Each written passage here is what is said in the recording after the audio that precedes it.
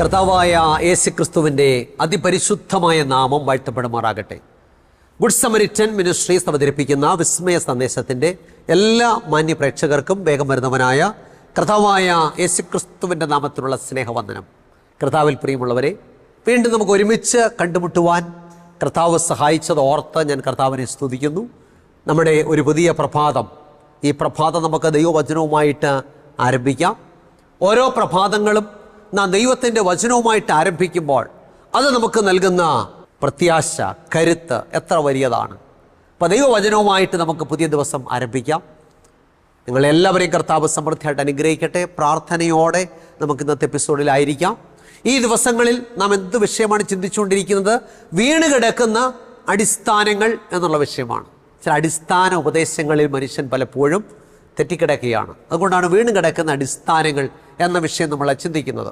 വീണ് കിടക്കുന്ന അടിസ്ഥാനങ്ങൾ എന്ന വിഷയത്തോട് ബന്ധപ്പെടുത്തി കഴിഞ്ഞ 75 എപ്പിസോഡുകൾ നമ്മൾ തുടർച്ചയായിട്ട് ഈ വിഷയം ചിന്തിച്ചു. ഇന്ന് അതിൻ്റെ 76ാമത്തെ എപ്പിസോഡിലേക്കാണ് കടന്നു വന്നിരിക്കുന്നത്. 76ാമത്തെ എപ്പിസോഡ്.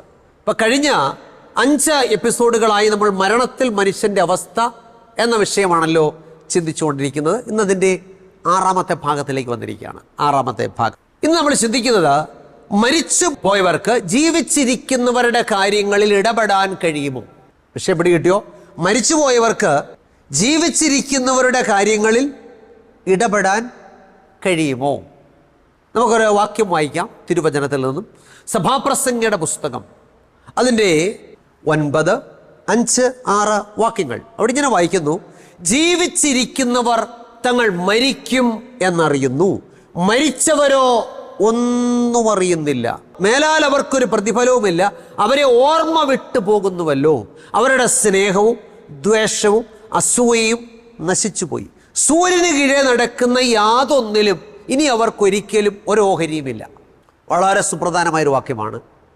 ജീവിച്ചിരിക്കുന്നവർ തങ്ങൾ മരിക്കും എന്നറിയുന്നു, മരിച്ചവരോ ഒന്നും അറിയുന്നില്ല. മേലാൽ അവർക്കൊരു പ്രതിഫലവുമില്ല, അവരെ ഓർമ്മ വിട്ടു പോകുന്നുവല്ലോ. അവരുടെ സ്നേഹവും ദ്വേഷവും അസൂയയും എല്ലാം നശിച്ചുപോയി. ഈ സൂര്യന് കീഴെ നടക്കുന്ന യാതൊന്നിലും ഇനി അവർക്കൊരിക്കലും ഓഹരിയില്ല. ദൈവത്തിന് സ്തോത്രം.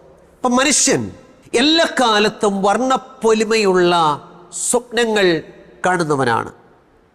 ഭൗതിക സുഖങ്ങളെ എത്തിപ്പിടിക്കുവാനുള്ള നെട്ടോട്ടത്തിലാണ് ആധുനിക മനുഷ്യൻ. എന്നാൽ പല ജീവിത യാഥാർത്ഥ്യങ്ങളും ഈ ഓട്ടത്തിനിടയിൽ മനുഷ്യൻ വിസ്മരിക്കുന്നു. മനുഷ്യൻ്റെ ചിന്ത എന്താണ്? എന്തു വന്നാലും എനിക്ക് ആസ്വദിക്കണം, മുന്തിരിച്ചാറ് പോലുള്ളൊരു ഈ ജീവിതം. ഇതാണ് ആധുനിക മനുഷ്യൻ്റെ ചിന്ത. ആധുനിക മനുഷ്യൻ ഭൗതിക സുഖങ്ങൾ തേടിയുള്ള നെട്ടോട്ടത്തിലാണ്. ജീവിതത്തിൻ്റെ നൈമിഷികതയെപ്പറ്റി, അപ്പം ജീവിതത്തിൻ്റെ ഒന്നുമില്ലായ്മയെപ്പറ്റി പലപ്പോഴും ചിന്തിക്കാറില്ല. സങ്കീർത്തനങ്ങൾ 90 അതിൻ്റെ 10 ഇങ്ങനെ വായിക്കുന്നു. 90 സങ്കീർത്തനം 10ാമത്തെ വാക്യം: ഞങ്ങളുടെ ആയുഷ്കാലം 70 സംവത്സരം, ഏറെയായാൽ 80 സംവത്സരം. അതിൻ്റെ പ്രതാപം പ്രയാസവും ദുഃഖവും അത്രേ. അത് വേഗം തീരുകയും ഞങ്ങൾ പറന്നു പോവുകയും ചെയ്യും. വചനം എന്താ പറയുന്നത്? ഞങ്ങളുടെ ആയുഷ്കാലം 70 സംവത്സരം, ഏറെയായാൽ 80. ഇനി കൂടി പോയാലോ അതിൻ്റെ പ്രതാപവും പ്രയാസവും ദുഃഖവും അത്രേ. അത് വേഗം തീരും, നാം പറന്നു പോവുകയും ചെയ്യും. ദൈവത്തിന് സ്തോത്രം. അപ്പം ക്ഷണികമായ ജീവിതത്തിൻ്റെ അവസ്ഥയെക്കുറിച്ചാണ് ഈ സങ്കീർത്തന ഭാഗം നമ്മളെ പഠിപ്പിക്കുന്നത്. ചരിത്രം തിരുത്തിക്കുറിച്ച എത്രയോ മഹാരഥന്മാർ ഒലിച്ചുപോയ മണ്ണാണിത്. ഈ ഭൂമിയിൽ ആര് ശാശ്വതവാസികളല്ല. നീറ്റിലെ കുമിള പോലെ, വാടിക്കൊഴിയുന്ന പുഷ്പം പോലെ മനുഷ്യൻ വളരെ ക്ഷണികനാണ്. മരണം തൻ്റെ കർത്തവ്യത്തിനിടയിൽ ആരുടെയും മുഖം നോക്കാറില്ല. ഈ മരണപ്പുഴ കരകവിയുമ്പോൾ കടപുഴകി വീഴാത്ത വൃക്ഷങ്ങളില്ല എന്ന് പറഞ്ഞാൽ എല്ലാവരും മരണത്തിന് വിധേയരാണെന്ന് വചനം നമ്മെ പഠിപ്പിക്കുന്നു. ദൈവത്തിന് സ്തോത്രം. നമ്മളെല്ലാവരും മരണമെന്ന യാഥാർത്ഥ്യത്തിന് മുന്നിൽ മുട്ടുമടക്കും. ഈ ഭൂമിയിൽ നാം വെറും യാത്രക്കാർ മാത്രമാണ്. എന്നാൽ മരണമെന്ന യാഥാർത്ഥ്യം പലപ്പോഴും വിസ്മരിച്ചുകൊണ്ട് ഭൗതിക സുഖങ്ങളുടെ പിന്നാലെ പായുകയാണ് ആധുനിക മനുഷ്യൻ. മഹാകവി ജി ശങ്കരക്കുറുപ്പിൻ്റെ ഒരു കവിത ഞാൻ സ്കൂളിൽ പഠിച്ചത് ഇത്തരണത്തിൽ ഓർക്കുകയാണ്. ഒരു വിലാപയാത്രയാണ് ആ കവിത എഴുതുവാൻ കവിക്ക് പ്രചോദനമായത്. ആകസ്മികമായി തൻ്റെ ഭർത്താവ് മരിച്ചുപോയ ഒരു സ്ത്രീയുടെ മാറത്തടിച്ചുള്ള നിലവിളിയും ആ മനുഷ്യൻ്റെ ശവമഞ്ചത്തിൽ എഴുതി വച്ചിരുന്ന ഇന്നു ഞാൻ നാളെ നീ എന്നുള്ള വാചകവും കവിയെ ഇരുത്തി ചിന്തിപ്പിച്ചു. ഇത് കവിയെ ഒത്തിരി ചിന്തിപ്പിക്കാനിടയായിത്തീർന്നു. അദ്ദേഹം തൻ്റെ കവിതയിൽ ഇങ്ങനെ കുറിച്ചു: വന്നു തറച്ചിതൻ കണ്ണിലാ പെട്ടിമേൽ നിന്നു മാറക്ഷരം ഇന്നു ഞാൻ നാളെ നീ. കവി എന്താ എഴുതിയിരിക്കുന്നത്? വന്നു തറച്ചിതൻ കണ്ണിലാ പെട്ടിമേൽ നിന്നു മാറക്ഷരം ഇന്നു ഞാൻ നാളെ നീ. അടുത്ത വരി ഇങ്ങനെയാണ്: ഒന്നു നടുങ്ങി ഞാനാ നടുക്കം തന്നെ ഇന്നു മുടുക്കളിൽ ദൃശ്യമാണിപ്പോഴും. ഒന്ന് നടുങ്ങി, അത് കണ്ട് കവി ഒന്ന് നടുങ്ങിപ്പോയി. ഇന്നു ഞാൻ നാളെ നീ. ഇന്ന് ശവമഞ്ചത്തിൽ കിടന്ന് ശവക്കുഴിയിലേക്ക് പോകുന്ന മനുഷ്യൻ കണ്ടു നിൽക്കുന്നവരോട് പറയുകയാണ് ഇന്ന് ഞാൻ നാളെ നീ. അത് കണ്ട് കവി നടുങ്ങിപ്പോയി. ഒന്നു നടുങ്ങി ഞാനാ നടുക്കം തന്നെ ഇന്നു മുടുക്കളിൽ ദൃശ്യമാണിപ്പോഴും. ഇന്നും കവിക്ക് ആ നടുക്കമുണ്ടെന്നാ പറയുന്നത്. അപ്പൊ ജീവിതത്തിന്റെ നൈമിഷികതയെപ്പറ്റി ചിന്തിച്ച കവി, മരണത്തെക്കുറിച്ച് ചിന്തിച്ചിട്ട് ഒരൊത്തും പിടിയും കിട്ടാത്ത കവി ഇപ്രകാരം വീണ്ടും എഴുതി: ജീവിതം പോലെ രണ്ടറ്റവും കാണാത്തൊരാ വഴിയിങ്കൽ തനിച്ചു ഞാൻ നിന്നുപോയി. ജീവിതം പോലെ രണ്ടറ്റവും കാണാത്തൊരാ വഴിയിങ്കൽ തനിച്ചു ഞാൻ നിന്നുപോയി. പക്ഷികൾ പാടിയില്ലാടിയില്ലാലില ഇച്ഛിതി തന്നെ മരവിച്ച പോലെയായി. എന്താ മനസ്സിലായി? മരണത്തിലേക്കുള്ള വഴിയിൽ നാം എല്ലാവരും തനിയെ യാത്ര ചെയ്യുന്നവരാണെന്നുള്ള യാഥാർത്ഥ്യമാണ് ഈ വരികളിലൂടെ കവി നമ്മെ ഓർപ്പിക്കുന്നത്. പ്രിയമുള്ളവരെ, ഈ ലോകത്തിൽ നാം എത്ര ഉന്നതന്മാരായിരുന്നാലും, നാം എത്ര മിടുക്കന്മാരായിരുന്നാലും, നാം എത്ര കോടീശ്വരന്മാരായിരുന്നാലും, നാം എത്ര വലിയ അധികാര സ്ഥാനങ്ങൾ കൈയാളുന്നവരായിരുന്നാലും, ഒരു ദിവസം മരണമെന്ന യാഥാർത്ഥ്യത്തിന് മുന്നിൽ മുട്ടുമടക്കും. മരണം ഒരു വലിയ യാഥാർത്ഥ്യമാണ്. ദൈവത്തിന് സ്തോത്രം. തിരുവചനം പറയുന്നു, ജീവിച്ചിരിക്കുന്നവർ തങ്ങൾ മരിക്കും എന്നറിയുന്നു. സഭാപ്രസംഗി 9:5 വാക്യം. ജീവിച്ചിരിക്കുന്നവർ തങ്ങൾ മരിക്കുമെന്ന് അറിയുന്നു. വിശ്വപ്രസിദ്ധ റഷ്യൻ സാഹിത്യകാരൻ ലിയോ ടോൾസ്റ്റോയെ കുറിച്ച് നമ്മൾ കേട്ട് കാണും. ലോകപ്രശസ്തനായ എഴുത്തുകാരൻ ലിയോ ടോൾസ്റ്റോയ്. അദ്ദേഹത്തിൻ്റെ ഒരു ചെറുകഥ ഞാൻ ഹൈസ്കൂളിൽ പഠിച്ചിട്ടുണ്ട്. ആ കഥ ഇപ്രകാരമാണ്: ഒരിക്കലൊരു മനുഷ്യൻ അധികാരിയുടെ അടുക്കൽ ഭൂമി വാങ്ങിക്കുവാൻ വന്നു. ദേശം ഭരിക്കുന്ന അധികാരിക്കുണ്ടോ ഭൂമിക്ക് പഞ്ഞം. അപ്പൊ ഈ മനുഷ്യനും അധികാരിയുമായിട്ട് ഭൂമി വില പറഞ്ഞുത്തു. അദ്ദേഹം അധികാരി ഒരു നിബന്ധന വെച്ചു. അതായത് സൂര്യോദയം മുതൽ സൂര്യാസ്തമയം വരെ ഓടി വളഞ്ഞു പിടിക്കാവുന്ന ഭൂമിയൊക്കെ നിനക്ക് സ്വന്തം. ആ മനുഷ്യനത് കേട്ട് വലിയ സന്തോഷമായി. ആഹാ, സൂര്യോദയം മുതൽ സൂര്യാസ്തമയം വരെ ഈ പറഞ്ഞ വിലയ്ക്ക് ഞാൻ ഓടി പിടിക്കാവുന്ന ഭൂമിയൊക്കെ എനിക്ക് സ്വന്തമാണല്ലോ. ആ മനുഷ്യൻ സന്തോഷത്തോടെ ഭവനത്തിലേക്ക് പോയി. അന്ന് രാത്രി അദ്ദേഹത്തിന് ഉറക്കം വന്നില്ല. കാരണം എന്താണ്? അധികാരിയുടെ മനോഹരമായ ഭൂമിയൊക്കെ അദ്ദേഹത്തിന്റെ മനസ്സിലേക്ക് വന്നു. നാളെ പകൽക്കാലം ഓടി വളഞ്ഞു പിടിക്കേണ്ടുന്ന ഭൂമിയെക്കുറിച്ചായി അദ്ദേഹത്തിന്റെ ചിന്ത. അങ്ങനെ രാത്രിയിൽ ഉറക്കം വന്നില്ല. പിറ്റേന്ന് പ്രഭാതത്തിൽ തന്നെ അദ്ദേഹം കൊട്ടാരത്തിലെത്തി. കാരണം അധികാരി ഒരു കണ്ടീഷൻ വെച്ചിട്ടുണ്ട്: സൂര്യോദയം മുതൽ സൂര്യാസ്തമയം വരെയാണ് ഓടി വളഞ്ഞു പിടിക്കാവുന്നത്. സൂര്യാസ്തമയത്തിന് മുമ്പ് കൊട്ടാരത്തിൽ മടങ്ങിയെത്തുകയും വേണം. ഈ മനുഷ്യൻ സമ്പത്തിനോടുള്ള ആർത്തി നിമിത്തം പ്രഭാതത്തിൽ ജലപാനം പോലും കഴിക്കാതെയാണ് കൊട്ടാരത്തിലെത്തിയത്. അദ്ദേഹവും വേലക്കാരുമായിട്ട് അവിടെ എത്തിച്ചേർന്നു. പ്രഭാതത്തിൽ ഓട്ടം ആരംഭിച്ചു. സൂര്യോദയത്തിൽ തന്നെ ഓട്ടം ആരംഭിച്ചു. വേലക്കാര് കയറും കുറ്റിയുമായിട്ട് പിറകെ ഓടി. കാരണം അദ്ദേഹം ഓടുന്ന ഭാഗത്തൊക്കെ കയറും കുറ്റി അടിച്ച് പോകണമല്ലോ. ഓട്ടം ഇങ്ങനെ തുടർന്നുകൊണ്ടേയിരുന്നു. സൂര്യൻ കത്തിജ്വലിക്കാൻ തുടങ്ങി. വിശപ്പും ദാഹവും ക്ഷീണവും ഒക്കെ ഈ മനുഷ്യനെ അലട്ടാൻ തുടങ്ങി. അതൊന്നും അദ്ദേഹം വകവെച്ചില്ല. കാരണം അദ്ദേഹം ചിന്തിച്ചു, സമ്പത്ത് കാലത്ത് ദൈവത്ത് വെച്ചാൽ ആപത്ത് കാലത്ത് കാപത്ത് തിന്നാം. ഇപ്പൊ ആരോഗ്യമുള്ളപ്പോൾ, ഇപ്പൊ ഓടാൻ കരുത്തുള്ളപ്പോൾ ഓടിയാൽ മാത്രമേ എന്തെങ്കിലും ചിലത് നേടാൻ പറ്റത്തുള്ളൂ. അതുകൊണ്ട് ക്ഷീണവും ഒന്നും വകവെച്ചില്ല, വിശപ്പൊന്നും വകവെച്ചില്ല. ഓട്ടം തുടർന്നു. ഉച്ചയോടെടുത്തു സമയം. വേലക്കാർ പറഞ്ഞു, യജമാനെ നമുക്ക് എന്തെങ്കിലും അല്പം ഭക്ഷിച്ചിട്ട് ഇനി ഓടാം. അപ്പോഴും അദ്ദേഹം പറഞ്ഞു, പാടില്ല, നമുക്ക് അവസരമുള്ളപ്പോൾ മാത്രമേ സമ്പാദിക്കാൻ പറ്റത്തുള്ളൂ. അതുകൊണ്ട് വിശപ്പും ദാഹമൊക്കെ അവിടെ നിൽക്കട്ടെ, നിങ്ങൾ എൻ്റെ പുറകെ ഓടുക. അങ്ങനെ വേലക്കാരും ഈ മനുഷ്യന് ഓട്ടം ആരംഭിച്ചു. അങ്ങനെ അദ്ദേഹം കഠിനമായ വിശപ്പും ദാഹവും ക്ഷീണവും കൊണ്ട് ആകെ വലഞ്ഞെങ്കിലും അതൊന്നും വകവെക്കാതെ ഓടുകയാണ്. സമ്പത്തിനോടുള്ള ആർത്തി നിമിത്തം ഓടുകയാണ്. അപ്പോഴൊരു കാര്യം മനസ്സിലാക്കിയത്, സൂര്യൻ പടിഞ്ഞാറേ ചക്രവാളത്തിലേക്ക് പോകുന്നു.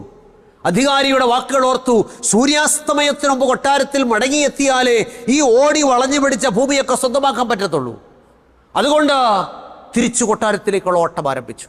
വളരെ ക്ഷീണിതനാണ്, കാരണം ജലപാനം പോലും കഴിച്ചിട്ടില്ല. അവസാനം സൂര്യൻ അസ്തമിക്കുവാൻ ഏതാനും സെക്കൻഡുകൾ ബാക്കിയുള്ളപ്പോൾ ഈ മനുഷ്യൻ ഓടിയണച്ച് കൊട്ടാരത്തിൽ എത്തിച്ചേർന്നു. അദ്ദേഹത്തിന് തല കറങ്ങി, അവിടെ മറിഞ്ഞു വീണു, രക്തം ഛർദ്ദിച്ചു, ഈ ലോകത്തോട് വിട പറഞ്ഞു. വേലക്കാർ വന്ന് നോക്കിയപ്പോൾ രാവിലെ ഓടാൻ വന്ന ആൾ, വസ്തു വാങ്ങിക്കാൻ വന്ന ആൾ മരിച്ചു കിടക്കുന്നു. അധികാരിയെ വിവരം അറിയിച്ചു. അപ്പോൾ അധികാരി പറഞ്ഞ ഒരു വാചകം ഇപ്രകാരമാണ്. ലിയോ ടോൾസ്റ്റോയുടെ കഥയിൽ ഇപ്രകാരം പറഞ്ഞു. അധികാരി ഇങ്ങനെ പറഞ്ഞു, അയാൾക്കും കൊടുക്ക 6 അടി മണ്ണ്. നമ്മൾ ചിന്തിക്കേണ്ട ഒരു പരമാർത്ഥമാണ്. അയാൾക്കും കൊടുക്ക 6 അടി മണ്ണ്. പ്രിയമുള്ളവരെ, ഈ ലോകത്തിൽ നാം എത്ര സമ്പാദിച്ചാലും, എന്തെല്ലാം ഭൗതിക സുഖങ്ങളുടെ പിന്നാലെ ഓടിയാലും, ഇവിടെ എന്തെല്ലാം നേടിയെടുത്താലും, അവസാനം നമുക്ക് ലഭിക്കുന്നത് 6 അടി മണ്ണാണ്. എന്ന് പറഞ്ഞാൽ 6 അടി മണ്ണിൻ്റെ അവകാശികളാണ് നാം. ചിലപ്പോൾ 6 അടി മണ്ണ് പോലും ലഭിക്കാറില്ല. കൊറോണ കാലത്തൊക്കെ നമ്മൾ കണ്ട് ശവശരീരങ്ങൾ ഒരുമിച്ച് കൂട്ടി ഒറ്റ കുഴിയിലിട്ട് കത്തിക്കുന്ന കാഴ്ച. 6 അടി മണ്ണ് പോലും കിട്ടാറില്ല.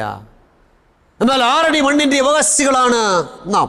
അതുകൊണ്ടാണ് പാട്ടുകാരൻ ഇങ്ങനെ പാടി. നമ്മുടെ പാട്ടുപുസ്തകത്തിൽ മനോഹരമായൊരു പാട്ടുണ്ട്. എത്ര പേരത് പാടാറുണ്ടെന്ന് എനിക്കറിയത്തില്ല. വളരെ മനോഹരമായ പാട്ടാണ്. എനിക്ക് പാടാൻ അറിയത്തില്ല, എന്നാൽ ഒരു വരികൾ ഇങ്ങനെയാണ്.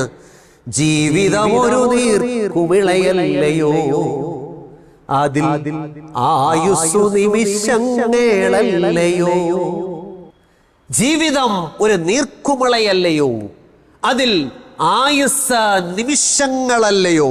അടുത്ത വരികൾ ഇങ്ങനെയാണ്. സിംഹാസനത്തിനായി മോഹിച്ചാലയും മനുഷ്യാ നീതോർക്കുന്നുണ്ടോ. സിംഹാസനത്തിനായിട്ട് മോഹിച്ചലയുന്ന മനുഷ്യ, ജീവിതം ഒരു നീർക്കുമളയാണെന്നുള്ള യാഥാർത്ഥ്യം നീ ഓർക്കുന്നുണ്ടോ. അടുത്ത വരികൾ ഇങ്ങനെയാണ്. മേടയിൽ വാണാലും ഓടയിൽ വാണാലും, മേടയിൽ വാണാലും ഓടയിൽ വാണാലും 6 അടി മണ്ണേ നിനക്ക് സ്വന്തം. നാം മേടയിൽ വാണാലും ഓടയിൽ കിടക്കുന്നവരാണെങ്കിലും അവസാനം 6 അടി മണ്ണാണ് നമുക്ക് ലഭിക്കുന്നത്. അടുത്ത വരികള്. പട്ടുടയാടയും സ്വർണ്ണാഭരണവും ചുടലക്കളം വരെ നമുക്ക് സ്വന്തം. ഇന്ന് ധരിച്ചിരിക്കുന്ന വില കൂടിയ വസ്ത്രങ്ങൾ, ഇന്ന് വാരി അണിഞ്ഞിരിക്കുന്ന അലങ്കാരങ്ങൾ, ഇതൊക്കെ ചുടലക്കളം വരെ മാത്രമേ ഉള്ളൂ. 6 അടി മണ്ണിൽ നീറി ഒതുങ്ങുന്ന ജീവിതങ്ങളാണ് മനുഷ്യ ജീവിതങ്ങൾ. എന്റെ ചോദ്യം, ഇപ്രകാരം 6 അടി മണ്ണിൽ നീറി ഒടുങ്ങുന്ന വ്യക്തി ജീവിതങ്ങൾക്ക് ജീവിച്ചിരിക്കുന്നവരുടെ കാര്യങ്ങളിൽ ഇടപെടുവാൻ കഴിയുമോ? എന്ന് പറഞ്ഞാൽ മരിച്ചുപോയവർക്ക് ജീവിച്ചിരിക്കുന്നവരുടെ കാര്യങ്ങളിൽ ഇടപെടുവാൻ കഴിയുമോ? തിരുവചനം പറയുന്നു, സഭാപ്രസംഗി 9:5-6 വാക്യങ്ങൾ. ജീവിച്ചിരിക്കുന്നവർ തങ്ങൾ മരിക്കും എന്നറിയുന്നു, മരിച്ചവരോ ഒന്നും അറിയുന്നില്ല. മേലാൽ അവർക്കൊരു പ്രതിഫലവുമില്ല. അവരെ ഓർമ്മ വിട്ടുപോകുന്നുവല്ലോ. അവരുടെ സ്നേഹവും ദ്വേഷവും അസൂയമെല്ലാം നശിച്ചു പോയി. സൂര്യന് കീഴെ നടക്കുന്ന യാതൊന്നിലും ഇനി അവർക്കൊരിക്കലും ഓഹരിയില്ല. വചനം വളരെ വ്യക്തമാണ്. ഈ ഭൂമിയിൽ നടക്കുന്ന ഒരു കാര്യവും മരിച്ചുപോയ നമ്മുടെ പ്രിയപ്പെട്ടവരാരും അറിയുന്നില്ല. ഇനി കർത്താവായ യേശുക്രിസ്തുവിന്റെ 2ാമത്തെ വരവിങ്കൽ മാത്രമാണ് അവർ മരണമാകുന്ന ഉറക്കത്തിൽ നിന്നും ഉണർന്നെഴുന്നേൽക്കുന്നത്. അതുവരെ ഒന്നും അറിയാത്ത മരണമാകുന്ന ഉറക്കത്തിലും വിശ്രമത്തിലുമാണവർ. ദൈവത്തിന് സ്തോത്രം. വീണ്ടും തിരുവചനത്തിൽ ഇപ്രകാരം രേഖപ്പെടുത്തിയിരിക്കുന്നു. സങ്കീർത്തനങ്ങൾ 146-3-4 വാക്യങ്ങൾ. സങ്കീർത്തനം 146-3-4 വാക്യങ്ങൾ. നിങ്ങൾ പ്രഭുക്കന്മാരിൽ ആശ്രയിക്കരുത്, സഹായിപ്പാൻ കഴിയാത്ത മനുഷ്യപുത്രനിലും അരുത്. അവൻ്റെ ശ്വാസം പോകുന്നു, അവൻ മണ്ണിലേക്ക് തിരിയുന്നു. അടുത്ത വാക്ക് ശ്രദ്ധിക്കണം. അന്നു തന്നെ അവന്റെ നിരൂപണങ്ങൾ നശിക്കുന്നു. ബാക്കി ശ്രദ്ധിച്ചോ. ഒരു മനുഷ്യൻ മരിക്കുന്ന അന്നു തന്നെ അവന്റെ നിരൂപണങ്ങൾ, അവന്റെ ചിന്തകൾ നശിക്കുന്നു. പിന്നെ അവർക്ക് ജീവിച്ചിരിക്കുന്ന അവരുടെ കാര്യങ്ങളിൽ എങ്ങനെ ഇടപെടാൻ കഴിയും? അപ്പൊ മരിച്ചുപോയവർക്ക് ജീവിച്ചിരിക്കുന്നവരുടെ കാര്യങ്ങളിൽ ഇടപെടാൻ സാധ്യമല്ല. ഒരു വാക്യം കൂടെ വായിക്കാം. യോബിന്റെ പുസ്തകം 10 മുതൽ 12 വരെ. പുരുഷനോ മരിച്ചാൽ ദ്രവിച്ചു പോകുന്നു, മനുഷ്യൻ പ്രാണനെ വിട്ടാൽ പിന്നെ അവൻ എവിടെ? സമുദ്രത്തിലെ വെള്ളം പോയി പോകും പോലെയും ആറുവറ്റി ഉണങ്ങിപ്പോകും പോലെയും മനുഷ്യൻ കിടന്നിട്ട് എഴുന്നേൽക്കുന്നില്ല. ആകാശം ഇല്ലാതെയാകുന്നത് വരെ അവർ ഉണരുന്നില്ല, ഉറക്കത്തിൽ നിന്ന് ജാഗരിക്കുന്നതുമില്ല. അപ്പം മരിച്ചുപോയൊരു മനുഷ്യൻ ആകാശമില്ലാതെയാകുന്നത് വരെ ഉണരുന്നില്ല, ഉറക്കത്തിൽ നിന്ന് ജാഗരിക്കുന്നതുമില്ല. എന്താ മനസ്സിലായി? ഈ തിരുവചന ഭാഗങ്ങളൊക്കെ വളരെ വ്യക്തമായിട്ട് പഠിപ്പിക്കുന്ന ഒരു യാഥാർത്ഥ്യമുണ്ട്. മരിച്ചുപോയൊരു മനുഷ്യന് ആർക്കും ജീവിച്ചിരിക്കുന്നവരുടെ ഒരു കാര്യങ്ങളിലും ഇടപെടുവാൻ സാധ്യമല്ല. ഇനി ചോദ്യം, മരിച്ചുപോയവർക്ക് ദൈവത്തെ സ്തുതിക്കാൻ കഴിയുമോ? മരിച്ചുപോയവർക്ക് നമുക്ക് വേണ്ടി പ്രാർത്ഥിക്കാൻ കഴിയുമോ? പല മരണവീടുകളിലും ശുശ്രൂഷകന്മാർ പറയുന്നത് കേട്ടിട്ടുണ്ട്, ഇപ്പോൾ മരിച്ചുപോയ നമ്മുടെ അമ്മച്ചി സ്വർഗത്തിൽ പോയി, ഇനി നമുക്ക് വേണ്ടി പ്രാർത്ഥിക്കാൻ ഒരാളും കൂടെ ആയിട്ടുണ്ട്. എന്തുമാത്രം വിഡ്ഢിത്തമായി പറയുന്നത്! തിരുവചനം എന്ത് പറയുന്നു? മരിച്ചുപോയവർക്ക് നമുക്ക് വേണ്ടി പ്രാർത്ഥിക്കാൻ കഴിയുമോ? വേദപുസ്തകം ഇങ്ങനെ പറയുന്നു. സങ്കീർത്തനങ്ങൾ 115, 17, 18. മരിച്ചവരും മൗനതയിൽ ഇറങ്ങിയവരാരും യഹോവയെ സ്തുതിക്കുന്നില്ല. നാമോ ഇന്ന് ചെയ്യുന്നത് പോലെ ജീവനുള്ളവൻ മാത്രം ദൈവത്തെ സ്തുതിക്കും. പ്രിയമുള്ളവരെ, മരിച്ചവരും മൗനതയിൽ ഇറങ്ങിയവരാരും യഹോവയെ സ്തുതിക്കുന്നില്ല. വീണ്ടും അടുത്തൊരു വാക്യം കൂടെ വായിക്കാം. യെശയ്യാ 38, 18, 19. പാതാളം അങ്ങയെ സ്തുതിക്കുന്നില്ല, മരണം അങ്ങയെ വാഴ്ത്തുന്നില്ല, കുഴിയിൽ ഇറങ്ങുന്നവർ അങ്ങയുടെ വിശ്വസ്തതയെ പ്രത്യാശിക്കുന്നതുമില്ല. ഞാൻ ഇന്ന് ചെയ്യുന്നത് പോലെ ജീവനുള്ളവൻ മാത്രം അങ്ങയെ സ്തുതിക്കും. അപ്പൊ നോക്കിയേ, പാതാളം അങ്ങയെ സ്തുതിക്കുന്നില്ല, മരണം അങ്ങയെ വാഴ്ത്തുന്നില്ല, കുഴിയിൽ ഇറങ്ങുന്നവർ അങ്ങയുടെ വിശ്വസ്തതയെ പ്രത്യാശിക്കുന്നതുമില്ല. ഞാൻ ഇന്ന് ചെയ്യുന്നത് പോലെ ജീവനുള്ളവൻ. ഇപ്പൊ ജീവനുള്ളവർക്ക് മാത്രമേ ദൈവത്തെ സ്തുതിക്കാൻ സാധ്യമായി തീരുകയുള്ളൂ. ദൈവത്തിന് സ്തോത്രം. അപ്പൊ ഈ തിരുവചന ഭാഗങ്ങൾ നമ്മെ പഠിപ്പിക്കുന്നത്, മരിച്ചുപോയ പ്രിയപ്പെട്ടവർക്ക് ആർക്കും ദൈവത്തെ സ്തുതിക്കുവാനോ നമുക്ക് വേണ്ടി പ്രാർത്ഥിക്കുവാനോ സാധ്യമല്ല. ഇനി മരിച്ചുപോയ പ്രിയപ്പെട്ടവർക്ക് വേണ്ടി നമുക്കെന്തെങ്കിലും ചെയ്യാൻ സാധിക്കുമോ? നമുക്കൊരു കാര്യം ചെയ്യാൻ സാധിക്കും. അതെന്താണ്? സഭാപ്രസംഗിയുടെ പുസ്തകം 6-ാം അധ്യായം 3-ാമത്തെ വാക്യം. ഒരു മനുഷ്യൻ 100 മക്കളെ ജനിപ്പിക്കുകയും ഏറിയ സംവത്സരം ജീവിച്ച് ദീർഘായുസ്സായിരിക്കുകയും ചെയ്തിട്ടും അവൻ നന്മ അനുഭവിച്ച് തൃപ്തനാകാതെയും ഒരു ശവസംസ്കാരം പ്രാപിക്കാതെയും പോയാൽ ഗർഭമലസിപ്പോയ പിണ്ഡം അവനേക്കാൾ നന്നു എന്ന് ഞാൻ പറയും. ഇപ്പൊ ഈ മരിച്ചുപോയവർക്ക് വേണ്ടി നമുക്കൊരു കാര്യം ചെയ്യാം. എന്താ? നല്ല ഒരു ശവസംസ്കാര ശുശ്രൂഷ അവർക്ക് കൊടുക്കാം. അപ്പൊ എൻ്റെ ചോദ്യം, കർത്താവായ യേശുക്രിസ്തുവിനെ സ്വന്തം രക്ഷിതാവായിട്ട് സ്വീകരിക്കാതെ ഈ ലോകപ്രകാരം മദ്യത്തിനും മയക്കുമരുന്നിനും ലോകപ്രകാരമുള്ള ആഡംബരങ്ങൾക്ക് ലോകപ്രകാരമുള്ള ജീവിതമൊക്കെ നയിച്ച് ഒരു വ്യക്തി മരിച്ചു പോയാൽ ആ വ്യക്തിക്ക് ഒരു നല്ല ശവസംസ്കാരം കൊടുക്കുന്നത് കൂടാതെ ആ വ്യക്തിക്ക് വേണ്ടി എന്തെങ്കിലും, ആ വ്യക്തിയുടെ രക്ഷയ്ക്ക് വേണ്ടി എന്തെങ്കിലും ചെയ്യാൻ നമുക്ക് കഴിയുമോ? ചോദ്യം ശ്രദ്ധിച്ചോ. ഈ ലോകത്തിൽ ജീവിക്കുന്ന ഒരു വ്യക്തി ലോകപ്രകാരം മദ്യവും മയക്കുമരുന്നും ഒക്കെ ഉപയോഗിച്ച് ജീവിച്ച വ്യക്തിയാണ്. അല്ലെങ്കിൽ മദ്യം മയക്കുമൊന്നും ഉപയോഗിച്ചില്ലെങ്കിലും ലോകപ്രകാരമുള്ള ജീവിതമാണ് നയിച്ചത്. അവസാനം അദ്ദേഹം മരിച്ചുപോയി. നല്ല ശവസംസ്കാര ശുശ്രൂഷയൊക്കെ കൊടുത്തു. ആ മനുഷ്യന്റെ രക്ഷയ്ക്ക് നമുക്കറിയാം രക്ഷപ്പെടത്തില്ല. കാരണം എന്താ? ഈ ലോകപ്രകാരം അങ്ങനെ ജീവിച്ചത്. എന്നാൽ മരിച്ചു കഴിഞ്ഞിട്ട് ആ വ്യക്തിയുടെ രക്ഷയ്ക്ക് വേണ്ടി നമുക്ക് എന്തെങ്കിലും ചെയ്യാൻ സാധിക്കുമോ? നല്ല ചോദ്യമാണ്. വേദപുസ്തകം എന്ത് പറയും നോക്കാം. തിരുവചനം എന്താ പറയുന്നത്? പൗലോസ് കൊരിന്ത്യർക്ക് എഴുതിയ 2-ാം ലേഖനം 5-ാം അധ്യായം 10-ാമത്തെ വാക്യം. അവനവൻ ശരീരത്തിലിരിക്കുമ്പോൾ ചെയ്തത് നല്ലതാകിലും തീയതാകിലും അതിന് തക്കവണ്ണം പ്രാപിക്കേണ്ടതിന് നാം എല്ലാവരും ക്രിസ്തുവിന്റെ ന്യായാസനത്തിന് മുമ്പാകെ വെളിപ്പെടേണ്ടതാകുന്നു. വളരെ കൃത്യമാണ് തിരുവചനം. നാം ശരീരത്തിലിരിക്കുമ്പോൾ, ജീവനോടുകൂടി ഭൂമിയിലായിരിക്കുമ്പോൾ ചെയ്തത് നല്ലതാകിലും തീയതാകിലും അതിന് തക്കവണ്ണം പ്രാപിക്കും. ദൈവത്തിന് സ്തോത്രം. വീണ്ടും വെളിപ്പാട് പ്രവചനം 22-ാം അധ്യായം 12-ാമത്തെ വാക്യത്തിൽ യേശു ഇങ്ങനെ പറയുന്നു, ഇതാ ഞാൻ വേഗം വരുന്നു, ഓരോരുത്തന് അവനവൻ്റെ പ്രവർത്തിക്ക് തക്കവണ്ണം കൊടുപ്പാൻ പ്രതിഫലം എൻ്റെ പക്കലുണ്ട്. ഇപ്പൊ കർത്താവിൻ്റെ രണ്ടാമത്തെ വരവിങ്കൽ പ്രിയമുള്ളവർ ശ്രദ്ധിക്കണം, നാം ഈ ഭൂമിയിൽ ചെയ്ത നല്ലതാണോ തീയതാണോ അതിന് തക്കവണ്ണം പ്രാപിക്കും. അപ്പൊ മരിച്ചു പോയവർക്ക് വേണ്ടി ജീവിച്ചിരിക്കുന്നവർക്ക് ഒരു കാര്യവും ചെയ്യാൻ സാധ്യമല്ല എന്ന് ദൈവത്തിൻ്റെ വചനം നമ്മെ പഠിപ്പിക്കുന്നു. ഇനി ദൈവത്തിൻ്റെ വചനത്തിൽ 1-2 വാക്യങ്ങളൂടെ വായിക്കാം. യെഹെസ്കേൽ പ്രവചനം 18-ാം അധ്യായം 1 മുതൽ 3 വരെ. യഹോവയുടെ അരുളപ്പാട് എനിക്കുണ്ടായതെന്തെന്നാൽ, അപ്പന്മാർ പച്ചമുന്തിരിങ്ങ തിന്ന് മക്കളുടെ പല്ല് പുളിച്ചു എന്ന് ഇസ്രായേൽ ദേശത്ത് നിങ്ങളൊരു പഴഞ്ചൊല്ല് പറയുന്നത് എങ്ങനെ? അടുത്ത വാക്യം, എന്നാണ് ഇനി നിങ്ങൾ ഇസ്രായേലിൽ ആ പഴഞ്ചൊല്ല് പറയുവാൻ ഇടവരികയില്ല എന്ന് കർത്താവിൻ്റെ അരുളപ്പാട്. അപ്പൊ അപ്പന്മാർ പച്ചമുന്തിരിങ്ങ തിന്നത് കൊണ്ട് മക്കളുടെ പല്ലൊരു കാലത്തും പുളിക്കത്തില്ല. ഇനി അതിന് 19-20 വാക്യങ്ങൾ. യെഹെസ്കേൽ 18-19-20.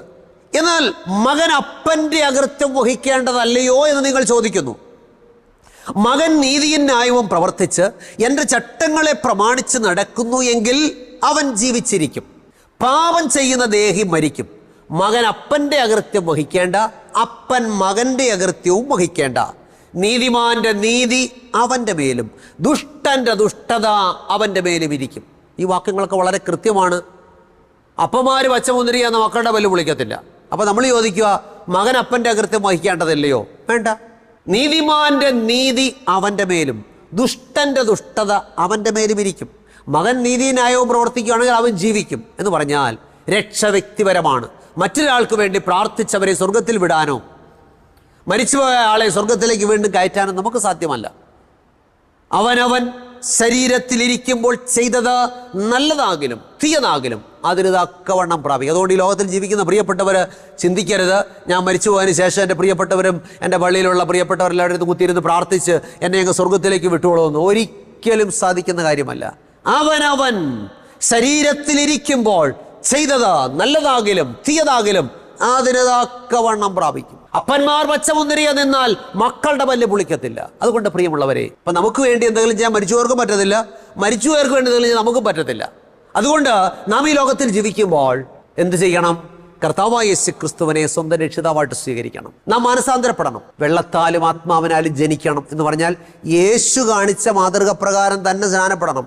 ദൈവത്തിൻ്റെ 10 കൽപ്പനകൾ ഉൾപ്പെടെയുള്ള എല്ലാ പ്രമാണങ്ങളും അനുസരിച്ച് വിശുദ്ധിയും വേർപാടുമുള്ള ജീവിതം നയിക്കണം. അങ്ങനെ ആയാൽ നമുക്ക് ക്രിസ്തുവിൽ മരിക്കാം, ക്രിസ്തുവിൽ ഉയർത്തെഴുന്നേൽക്കാം, ക്രിസ്തുവിനോടുകൂടെ വാഴാം. ദൈവത്തിന് സ്തോത്രം. നാം ആദ്യം വായിച്ച വാക്യം, ജീവിച്ചിരിക്കുന്നവർ തങ്ങൾ മരിക്കുമെന്നറിയുന്നു, മരിച്ചവരോ ഒന്നും അറിയുന്നില്ല. ഇങ്ങനെ കേൾക്കുന്ന പ്രിയമുള്ളവരെ, നാം മരിക്കുമെന്നുള്ള യാഥാർത്ഥ്യം ഉറപ്പാണ്. എന്നാൽ നമ്മുടെ മരണം എപ്പോൾ സംഭവിച്ചാലും നമുക്ക് സുരക്ഷിതരായിരിക്കണമെങ്കിൽ നാം കർത്താവിലായിത്തീരണം. നമുക്ക് നല്ല തീരുമാനമെടുക്കാം. കർത്താവേ, എന്നെ ഇത് അവിടുത്തെ കരങ്ങളിലേക്ക് സമർപ്പിക്കുന്നു. എന്നെ ഒരു പുതിയ സൃഷ്ടിയാക്കണമേ. ഞാൻ യേശുവിനെ എൻ്റെ സ്വന്തം രക്ഷിതാവായിട്ട് സ്വീകരിക്കുന്നു. എൻ്റെ പാപങ്ങളെ ഓർത്ത് ഞാൻ അനുതപിച്ച് മാനസാന്തരപ്പെടുന്നു. ഞാൻ വെള്ളത്താലും ആത്മാവിനാലും ജനിക്കാൻ ആഗ്രഹിക്കുന്നു. ഞാൻ വിശുദ്ധ ജീവിതം നയിക്കാൻ ആഗ്രഹിക്കുന്നു. ദൈവത്തിൻ്റെ കൽപ്പനകളൊക്കെ അനുസരിച്ച് വിശുദ്ധിയും വേർപാടുമുള്ള ജീവിതം നയിക്കാൻ ആഗ്രഹിക്കുന്നു. അങ്ങനെ തീരുമാനമെടുത്താൽ ദൈവം നമ്മുടെ പ്രാർത്ഥന കേൾക്കും. ഞാൻ പ്രാർത്ഥിക്കാനായിട്ട് പോവുകയാണ്. കണ്ണുകളെ അടയ്ക്കാം, പ്രാർത്ഥിക്കാം. അടിയങ്ങളെ സ്നേഹിക്കുന്ന ഞങ്ങളുടെ നല്ല ദൈവമേ, സ്വർഗ്ഗസ്ഥ പിതാവേ, നിങ്ങളെ കേൾപ്പിച്ച മാറ്റമില്ലാത്ത തിരുവചനത്തിനായിട്ട് സ്തോത്രം.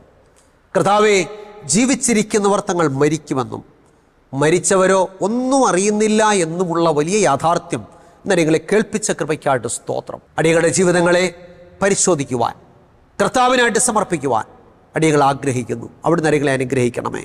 കർത്താവിന് പ്രസാദമുള്ള നല്ല ജീവിതം നയിച്ച് അടിയങ്ങളുടെ മരണത്തിനായിട്ട് ഒരുങ്ങുവാൻ, കർത്താവിൻ്റെ വരവിനായിട്ട് ഒരുങ്ങുവാൻ അടിയങ്ങളെ സഹായിക്കണമേ. വചനം കേട്ട എല്ലാ പ്രിയപ്പെട്ടവരെയും അവിടുന്ന് അനുഗ്രഹിക്കണമേ.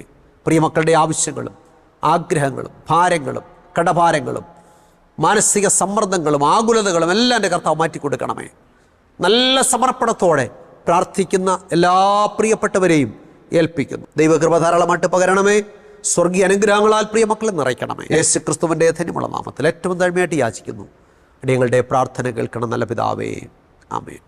കർത്താവിൽ പ്രിയമുള്ളവരെ, ദൈവമായ കർത്താവ് നമ്മെ സഹായിക്കട്ടെ. എല്ലാ ഞായറാഴ്ചയും രാവിലെ 6:30 ജയ്ഹിന്ദ് ചാനലുള്ള സംപ്രേഷണങ്ങൾ കാണുക, കേൾക്കുക, മറ്റുള്ളവർ പറയുക.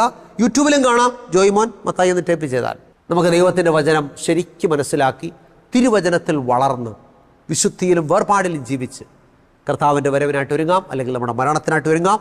അതിന് ദൈവമായി കർത്താവ് സഹായിക്കട്ടെ. എല്ലാവർക്കും നല്ലൊരു ദിവസം ആശംസിക്കുന്നു. ദൈവമായി കർത്താവ് നമ്മെ സഹായിക്കുമാറാകട്ടെ. ആമേൻ. ദൈവത്തിന് മഹത്വമുണ്ടാകട്ടെ. പാസ്റ്റർ ജോയ്മോൻ മത്തായി എഴുതിയ വിശുദ്ധ ദിവസം എന്ന പുസ്തകം നിങ്ങളെ പരിചയപ്പെടുത്തുന്നു.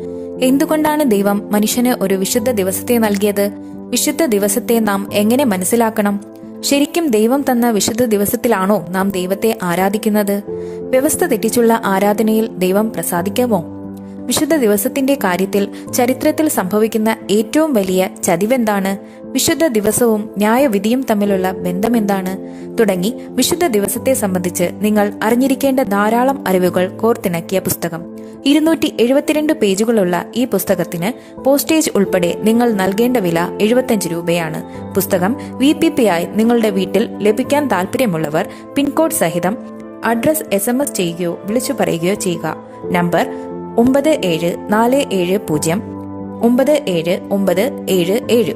ശ്രീ പേരകത്ത് ചെറിയാൻസ്കറിയ എഴുതിയ ഒരു ഉത്തമ ഗ്രന്ഥം ഞങ്ങൾ അവതരിപ്പിക്കുന്നു. ഇത് തിരുവചന സത്യം. ക്രൈസ്തവ ലോകത്ത് പരക്കെ പ്രചരിക്കുന്ന അബദ്ധ ഉപദേശങ്ങളും സംശയങ്ങളും വചന അടിസ്ഥാനത്തിൽ ദൂരീകരിക്കുന്ന ഒരു ഗ്രന്ഥമാണിത്. ദൈവത്തിന്റെ അരുളപ്പാടുകൾ സാർവത്രികമാണെന്നും അത് നിത്യമാണെന്നും ലളിതമായും യുക്തിഭദ്രമായും അവതരിപ്പിക്കുന്ന ഈ ഗ്രന്ഥത്തിന് 130 രൂപയാണ് വില. എന്നാൽ ഞങ്ങളിത് തികച്ചും സൗജന്യമായി നിങ്ങൾക്ക് അയച്ചു തരുന്നു. നിങ്ങളുടെ പൂർണ്ണമായ മേൽവിലാസം ഇനി പറയുന്ന നമ്പറിൽ SMS ചെയ്യുക. നമ്പർ 9847906636. പ്രവചന ശബ്ദം ക്രൈസ്തവ കുടുംബമാസിക. തിരുവചനത്തിലെ കാണാപ്പുറങ്ങൾ നമുക്ക് കാട്ടിത്തരുന്ന ഉത്തമ ക്രൈസ്തവ കുടുംബ മാസിക. സമകാലിക സംഭവങ്ങൾ, ആരോഗ്യ ശാസ്ത്രം, പ്രവചനങ്ങൾ എന്നിവ കോർത്തിണക്കി ഉൾക്കാമ്പുള്ള ലേഖനങ്ങൾ ഇതിൽ ലേഖനം ചെയ്തിരിക്കുന്നു. വരിക്കാരാകാൻ ആഗ്രഹിക്കുന്നവർ ഇനി പറയുന്ന നമ്പറിൽ SMS ചെയ്യുക. നമ്പർ 9495955082. വാർഷിക വരിസംഖ്യ വെറും 150 രൂപ മാത്രം.